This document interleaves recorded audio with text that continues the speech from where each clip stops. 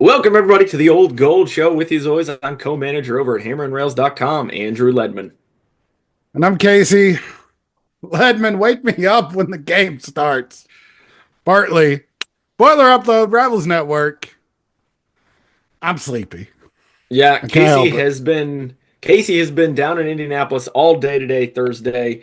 He was at the practice that was closed to the public, but Casey's media, so he gets to be there, walk around a little bit, see what's happening. 15 minutes. Well, hey, you can learn a lot in 15 minutes, which hopefully you'll be able to learn from this very podcast in, we hope, just about Hey! 15 minutes.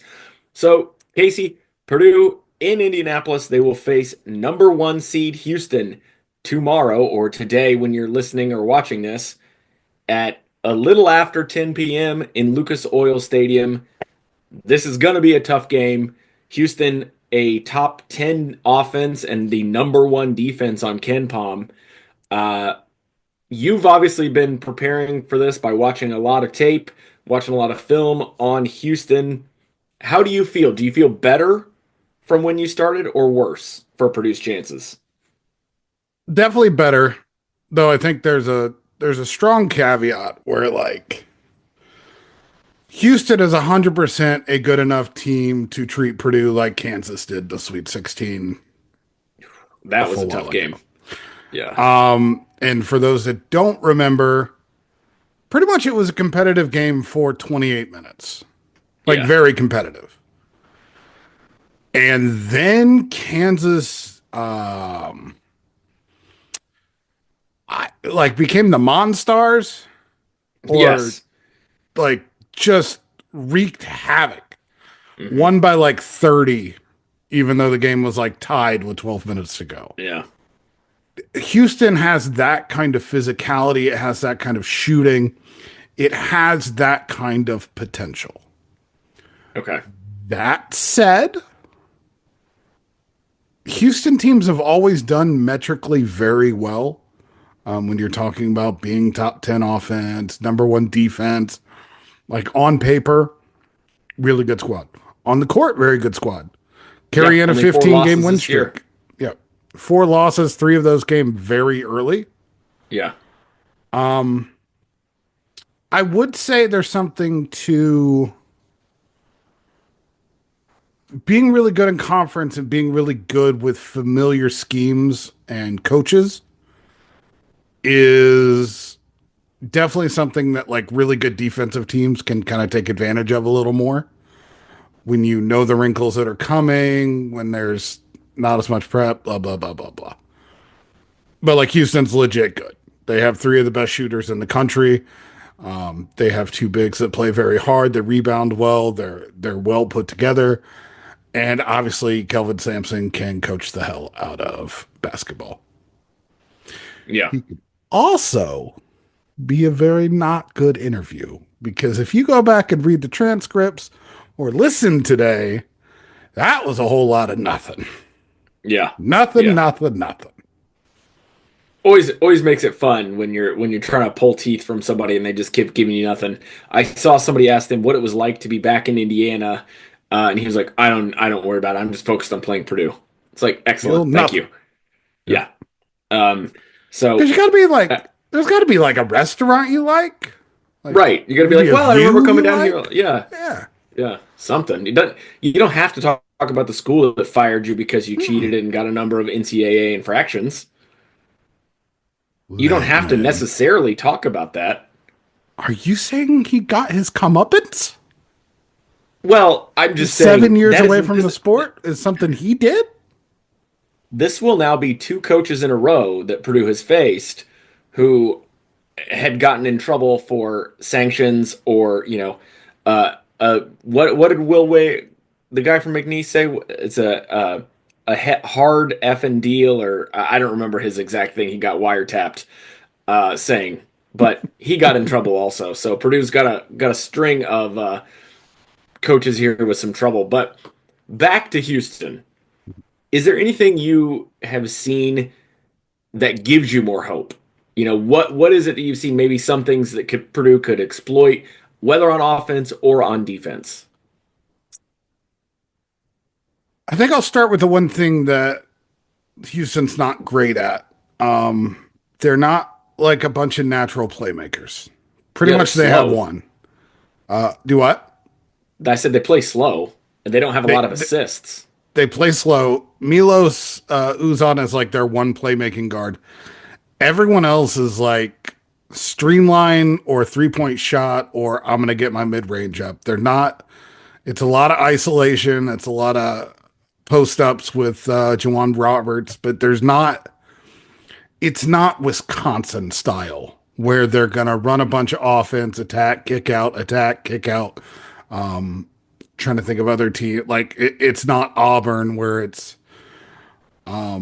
just everything coming at you all over the place all the time. So when you kind of picture the worst of Purdue, it's really smart offenses that continuously attack, know how to get into the paint, how to get defensive rotated. That's really given them problems.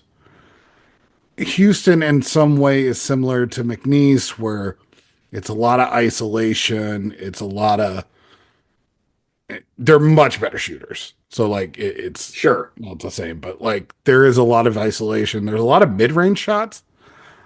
Houston's a team that takes more mid range than a lot of people. So it's I think that's a positive for Purdue. At the other end, when you look at their most recent game against Gonzaga, Gonzaga was able to actually get Houston away from what it wants to do. Houston wants to high hedge. It wants to bring out the big on the pick and roll. It wants to trap the ball. It wants to force turnovers that way. It wants to disrupt offenses. We've seen that work with Braden Smith, but it's worked more when they've taken Trey away from him. When I watch film, Houston's not great at tagging the guy in the middle, and that's what EK was able to do for Gonzaga. Get in the middle of the paint, and then all of a sudden you have numbers. You can either kick out to shooters or you can take advantage of size inside. I think we've seen enough of Trey Kaufman-Renn. We talked about it last time. All Yeah. American good this season. Very. If Braden Smith can get the ball to Trey in the paint, Purdue's not playing the number one defense in the country. They're playing a 4-on-3 against the number one defense in the country. Those numbers are going to shift towards Purdue's ways. There's going to be open shooters, going to be open shots at the rim. It's just, can Braden Smith navigate that? Can the other guys around them be quick enough release valves to get the ball out, get it moving, and attack that? It's not been the best thing always Purdue's done, but they are capable of it. And Braden Smith is the best point guard in the country. Yeah. Yeah. That kind of leads me perfectly into the next question I wanted to ask you. Obviously, Braden Smith and Trey Kaufman-Renn, the two most important players on this Purdue team. I mean, there's no debate. You can argue who's 1A, who's 1B. That's fair. Um, but who else has to step up if Purdue's going to be successful in this game?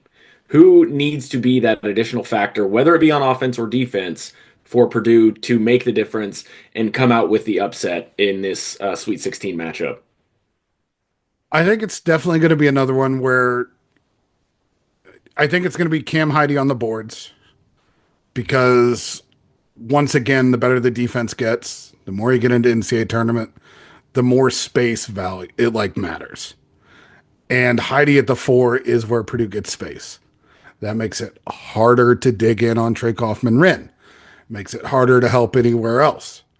So if Heidi can, and he's got a tough matchup because Joseph Tugler for Houston is a great rebounder. He's probably who they would put on.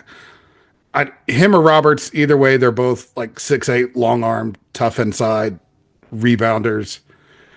And Heidi has to be able to play with them. I think in a similar fashion, you probably think Miles Colvin needs to get on the glass.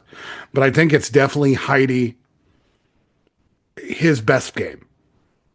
If he is able to get those open threes, if he's able to be the aggressive person on the glass and not give up a bunch of offensive rebounds. Because I think Houston is going, when they get those offensive rebounds, because they have 3 shooters all around, that means 3-point shots are open. It's so hard to defend on the perimeter if you're giving up offensive rebounds. And then obviously looks inside and fouls. So I just think Heidi's ability to play the glass and out jump some of their jumpers is, I think without that, it would be pretty shocking for me to hear that Purdue beat Houston. Yeah. Yeah. I mean, also, it really helps that Heidi has had a real resurgence on the offensive end, especially those corner threes he's been hitting. As you said earlier, that really helps with the spacing, allows Trey Kaufman-Renn to have more of a flow, gives Braden Smith another look, and gives Trey an outlet should he get, doubled or should he, not have a look that he likes. Um, it really seems like Purdue is going to have to shoot the ball very well to win this game. Both of these teams play a lot slower than their opponents. I mean, if you look just at the over under between the Kentucky Tennessee game and the Purdue game, I think there's about a 25 or 30 point difference as to what the over under in points is going to be in this one. Purdue, I think, was around 132, so it's very, very expected to be very low scoring. Um, is this a game? Obviously, we know Trey's going to get his 15, 20, 25, somewhere in that range. Is this going to be a game where Purdue's going to have to win it at the 3 point line on offense? I mean, are we going to have a showing like Carson Edwards or Ryan Klein, a few years back for this to be a victory? Those help? Like, certainly Yeah, would help. Um, so I think there's a chance. Like, I've been mostly pretty impressed with Purdue's defense on the perimeter, just like 3 point shooting this year. yeah. I don't think that's a weakness of theirs. And there's a chance that, like, the football arena takes effect. I was out there on the court today. It looks weird. Um, some of the players said not a big deal. Some said it's a little weird. Some guy says it's not as bad as Arizona. To me, it was weirder because both sides aren't quite equal. I think CJ said on one side you're looking into the light, and on the other you can see like the dark banner that they just kind of have up to block off half the arena. Right. It's a If weird both, it's a weird decision to just do half the field and then the sight lines are different. It's very strange. yeah, I'm sure there's logistics for why they do it that way. Who Because the knows? football fields are very big, like, Yes. and you can only Famously. do so much with ground level. But to me, I think there's a world where if both teams aren't shooting well, and then you go, well, who has the best non-jump shoot scoring? It's kind of Trey Kaufman-Renn, right? Probably, yeah. Certainly individually. So, like, if it's 65-60, if it's 60-60 heading into the final 2 minutes, like, there's a world where Trey has 30. Like, there just is. Like, 30 is not a big deal to him. Like, he scores 20 plus No, every no, but night. I mean if we've got 60 and he's got 30, that's a game. That's Yeah. that's a big boy ball game, which he's had Purdue a won lot a lot of. of game. Purdue won a lot of games like that with Edie. True. Like, that was kind of the NC State game. There's a lot of that, and I just think, like, when you look at Houston and their two bigs, Jawan Roberts and Joseph Tugler, they're both 6'8" guys. They're both pretty thick. They're both good rebounders. Tugler in particular is one of the best shot blockers in the country, but he's a chase down shot blocker. And Trey Kaufman-Renn, I was talking to Will Berg about just what it's like trying to defend Trey. And he's like, I've played with him for like 3 years. I work out with him in the summer. I know his game really well. I still don't know what to do when he posts up. Like, I still don't know where the shots are always coming from. Yeah. And, like, it's really hard for someone who, because when you're a shot blocker, you want space and you want to know where the shot's going. Trey can score from either side and he hunts contact. Hmm. So, like, if you're the shot blocker and you're guarding him, he's hitting you in the chest. Ledman, I don't know if you've tried, but if you get hit in the chest by someone who's like 260, 100 Nah, pounds, it's hard to jump. not for me. It's Not physically not hard to jump. nah. Yeah. So, like, it's a good antidote for shot blockers, just what he does. Can he stay out of foul trouble? Can Purdue get him in Yeah. the right way? They're going to send doubles when he gets it in the post. But Trey's so unique that he can catch it on the move and catch it in the short roll that you can't always cleanly double him.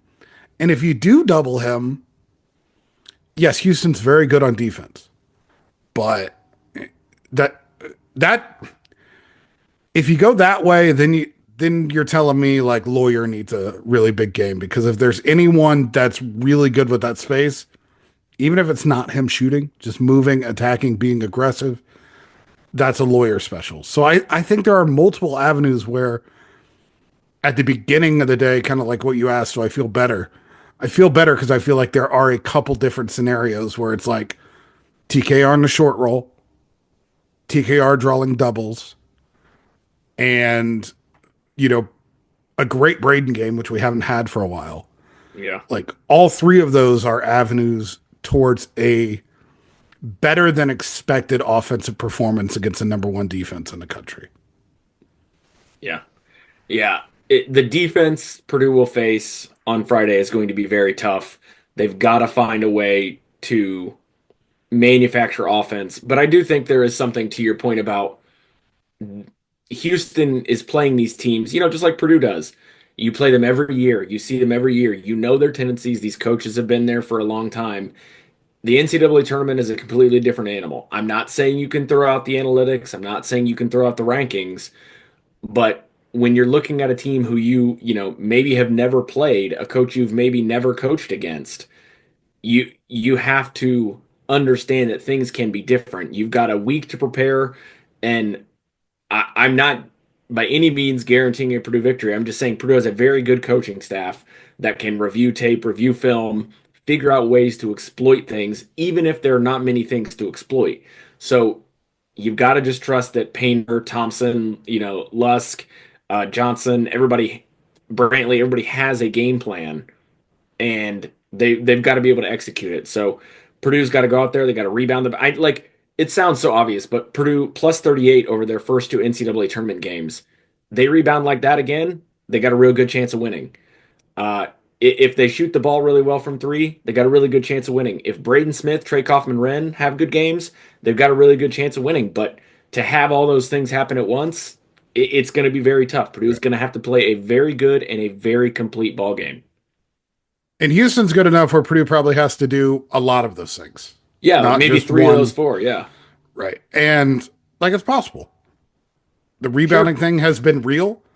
It's not just been against High Point. Like they were turning it around at the end of the season. Illinois is one of the best offensive rebounding teams in the country. Purdue went into Champaign and out rebounded them. It has been a real change that they've shown.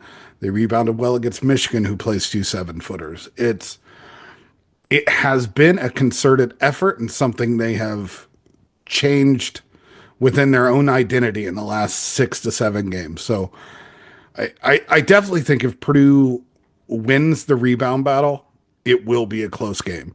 And then it becomes who makes a couple more threes, who Right. doesn't turn the ball over.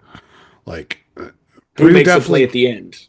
yeah, like Purdue can't give away the possession battle 100%. Yeah. But like the benefit of Purdue, something that Houston definitely has, like our LJ Cryer is like phenomenal. Put up 30 against Gonzaga. When you look at like Milos Uzan, he's one of the better playmakers in the country. There are playmakers on both sides, but like Purdue has two bona fide stars. And like you said with Edwards and Klein, stars can just like lift you up long enough to just squeak away with a win sometimes. Hmm. And it should be, how are we feeling about the crowd? How I, I, well, being that it's the second game, I don't know because I don't know if everybody's going to stay around. The first game, obviously, Kentucky, Tennessee, going to be a very big crowd. I would assume a very pro Kentucky crowd just based on proximity. Now, the Tennessee fans you would think would be rooting against Purdue just because of history. They really hate Purdue. However, most people will root against the one seed it's true. just by nature of it. So I think the crowd should be very pro Purdue, but in a football stadium that is only half being half in use, it's not. I don't know how that's going to impact the game. I don't either. Um, it definitely like I would be shocked if either team runs away with it early because I think it's going to be pretty sloppy. I could see that. Yeah, It's just the setup. yeah, it's a weird setup. It's two teams that are like you said, they're going to be prepared. Houston plays ugly anyway. Yeah, I think it's going to be as much as like Purdue gets all this weight for like Final Fours and stuff. Houston's been highly seeded and hasn't got out of the Sweet 16 and since they made it to the Final Four 4 or 5 years ago, whatever it was. That I think what we've learned this year with Purdue, it only takes losing like twice in a regular season for the pressure to come back.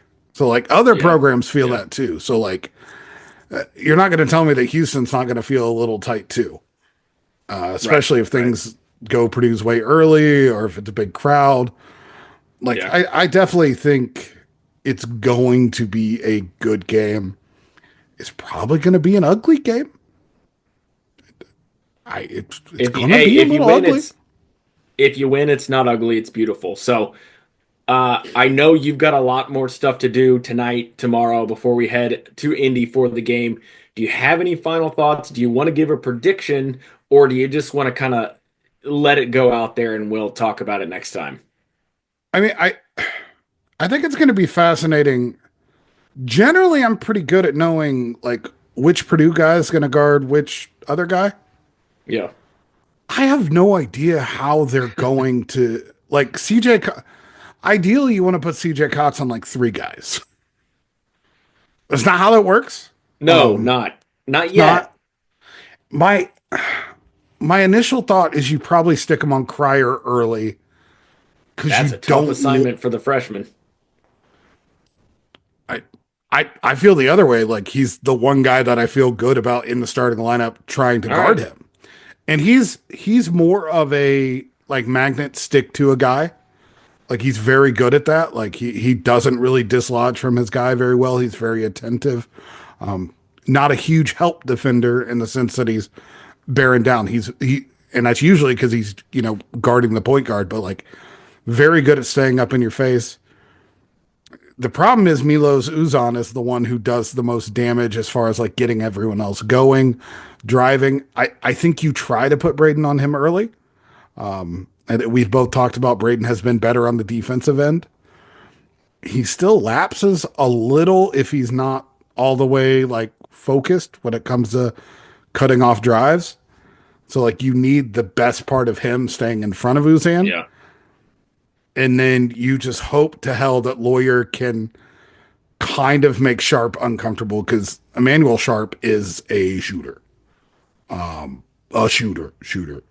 Some of his stuff reminds me of like peak David Jenkins shooting, Okay. like before Purdue. Like Yeah. from anywhere at any time, he's a strong build. He looks like a safety, and he's like it'll be interesting to see if Lawyer can like do enough to stay out there.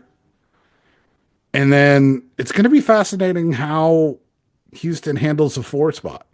Do they try to match up Heidi with more of a stretch? Do they want to keep Tugler out there? Roberts, the other big, like they both play about 60 to 70% of the minutes. Those are the two big shot blockers, two big rebounders. But like, who do they put on Trey? Who do they put on? I think when Caleb's out there, it's going to be rough sledding. Yeah, I don't expect him to play a whole lot. Yeah, It's unfortunate for him, and I hate that it's happening to him as a senior, but he was very critical in the resurgence of this Purdue team in January, and he will always have that. And he's had a great career at Purdue, but I think when it comes to tomorrow's game, we've got to have more Cam Heidi rather than Caleb first. yeah, and it's literally it's one of those things like the better a defense is, the more you're like, we can't afford to Yeah, lose that spacing with first out there. It's not anything he does wrong. It makes me a little scared because I feel like when Purdue like plays uber athletic teams, Caleb First usually does good things, but God, it's you don't want to. You can't allow Tugler to just get comfortable sitting in the paint and rim protecting. No, no. It's Yeah. So, I mean, there you go, folks. It's going to be a tough game. It's going to be a late game.